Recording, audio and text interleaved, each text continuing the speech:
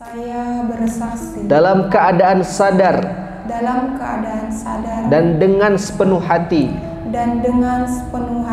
bahwa tiada Tuhan selain Allah, dan saya bersaksi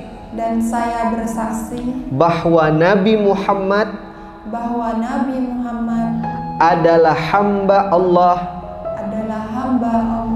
dan utusan Allah. Takbir, Allahu Akbar. Apakah ada unsur paksaan atau adakah oknum yang memaksa kakak untuk memeluk agama Islam? Tidak ada, Pak Ustaz. Tidak ada sama sekali. Tidak ya? Bukan diiming-imingi harta, diiming-imingi sekardus Indomie, tidak ya?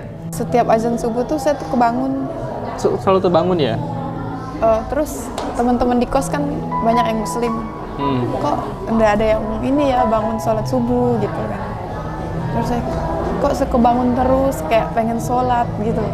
Itu kebawa pengen sholat aja gitu ya? Saya pernah kayak gitu, sering waktu di kos ngerasa. Terus kayak bulan puasa tuh bangun, oh ini udah sahur ya. Kayak, itu bulan puasa? Ya, saya pengen sahur, saya pengen sholat. Itu emang perasaan itu ada.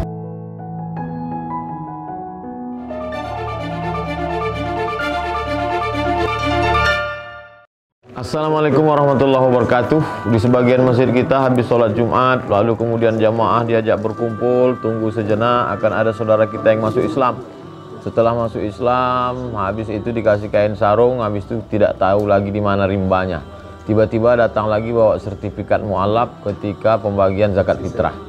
Ini tidak mendidik, maka perlu ada sebuah lembaga yang mengaturnya. Alhamdulillah diawali di Pontianak. Tidak disebut mu'alaf center karena mungkin ini orang merasa minder, tapi disebut dengan saudara seiman. Mari kita support program ini karena nanti mereka akan dididik, ada baca Quran, ada fikih, ada akidah, ada akhlak, supaya memang betul-betul masuk Islam dan merasakan manisnya Islam. Kita support program ini dengan mengirimkan donasi ke Bank Muamalat, nomor rekening 62100666911 atas nama Baitul Mal Munzalan Indonesia Saudara Seiman. Mari kita bersaudara sampai ke surga.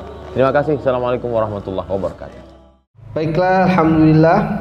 Sebelum kita sama-sama membaca dan mendengarkan dua kalimat syahadat, ada beberapa pertanyaan yang kami ajukan kepada kakak Elna sebelum kita membaca syahadat. Yang pertama, apakah ada unsur paksaan atau adakah oknum yang memaksa kakak untuk memeluk agama Islam?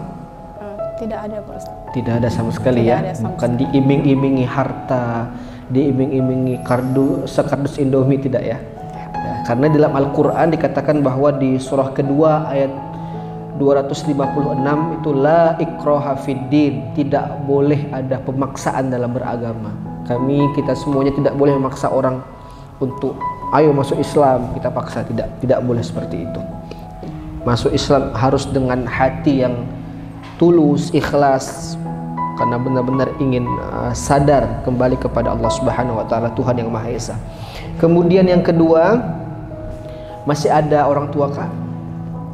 Bapak aja masih ada. Bapak masih ada, masih di agama Katolik? Iya. Adik kakak masih ada juga? Masih ada. Nah, pasti masih ada keluarga atau saudara kerabat yang memeluk agama selain Islam, maka setelah nanti masuk Islam, hubungan baik kakak dengan orang tua, terutama bapak, adik, kakak, saudara, sepupu dan lain sebagainya tetap harus baik, bahkan harus lebih baik lagi.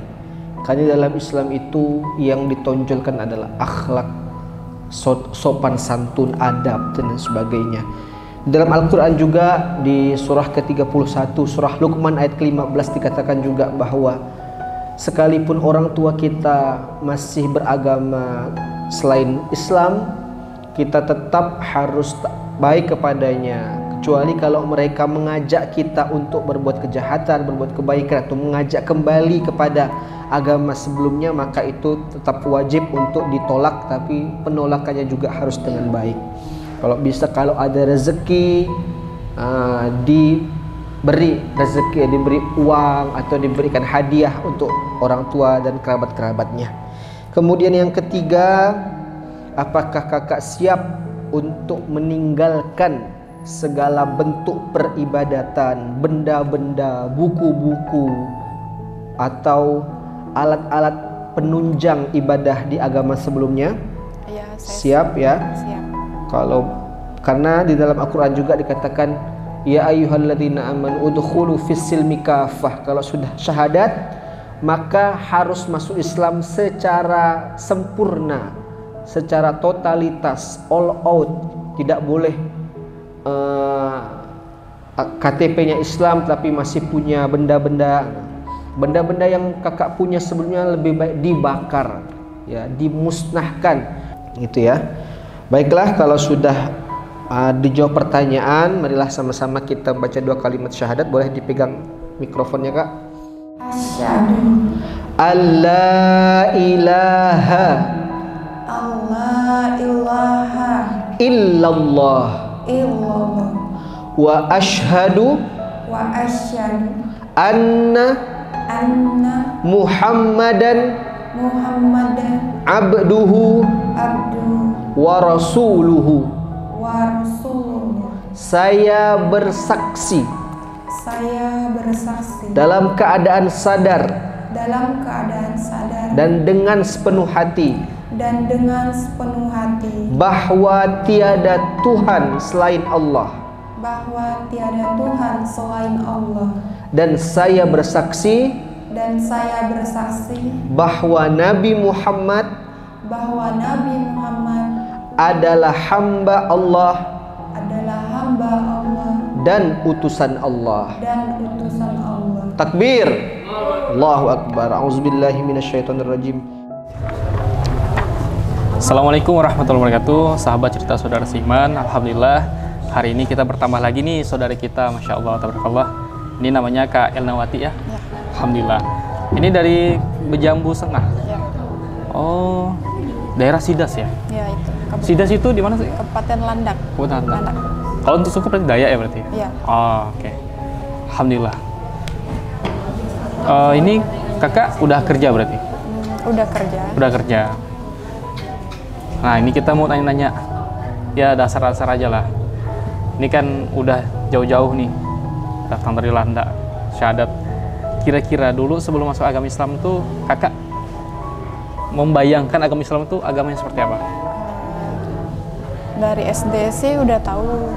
Karena SD itu selama 3 tahun itu saya sekolah, saya sendiri yang satu kelas itu muslim semua.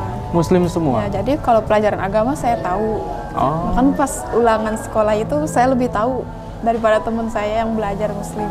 Kadang saya yang ngasih tahu mereka jawabannya apa gitu. Kakak yang ngasih tahu kamu? Iya, makanya temennya, kamu masa kamu yang, kok dia Elna yang tahu. Temen-temen tuh bilang gitu. Jadi kayak Al-Fatihah tuh sampai udah hafal. Nanti teman tuh tolong dong tulisin yang tulisan-tulisan Arab tuh pernah juga nyoba. Gitu ya, Insya Allah. Jadi dari kecil itu udah tahu sih Islam itu yang agamanya seperti apa, ajarannya seperti apa. Berarti kan secara pandangan berarti Islam ini agama yang memang enggak juga kita benci juga kan berarti? Ya, berarti memang baik-baik aja ya dari dulu. Oh, alhamdulillah. Kalau menurut kakak, apa nih yang membuat kakak betul-betul tertarik dengan agama Islam? Islam itu kan ajarannya baik. Bukan masalah soal tertarik atau apanya ya. Tapi ada beberapa hal yang kayak, di Islam itu ternyata ini benar ya. Nah, yang di logika saya masuk. Kok di agama saya tuh beda. Tapi kalau menurut kakak nih, apa sih yang kira-kira membuat kakak, mungkin ada momen tertentu ya, oh ternyata udah saatnya saya syahadat. Ini kan udah syahadat nih. Nah, apa yang membuat kakak tiba-tiba meyakinkan betul? Ini kan pasti ada orang tua kan? Orang tua tahu nggak kakak masuk Islam? Tahu. Dari awal orang tua, saudara itu nggak masalahkan. Hal-hal apa yang kira-kira kakak berkesan? Mungkin dulu pernah punya momen apa gitu terhadap Islam ini, sehingga kakak meyakinkan diri bahwa oh ternyata Islam ini selain enak, bagus, oh ada sesuatu yang membuat saya kira-kira yang membuat saya makin yakin dengan Islam. Seperti apa ya contohnya?